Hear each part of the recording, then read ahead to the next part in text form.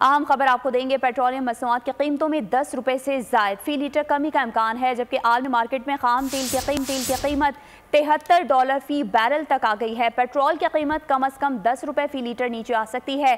ज़राए के मुताबिक डीजल की कीमत में कम अज कम 12 रुपए फी लीटर कमी मुतवक्की है। कीमतों में कमी से मुतालिक हतमी फैसला वज़ीर आज़म की मुशावरत से होगा। मलिक सईद अवान से मजीद तफसीलात जानेंगे। जी मलिक, आगाह कीजिएगा।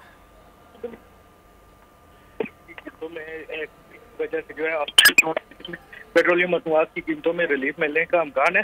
ज़राए के मुताबिक मुल्क में पेट्रोलियम मसनूआत की कीमतों में 10 रुपए फी लीटर तक की कमी का इम्कान है। आलमी मार्केट में खाम तेल की कीमत जो वो $79 फी बैरल से कम होकर $73 फी बैरल तक आ चुकी है। डीजल की कीमत कम अज कम 12 रुपए फी लीटर कम होने का इम्कान है। पेट्रोल की कीमत जो है वो 10 रुपए फी लीटर नीचे आ सकती है।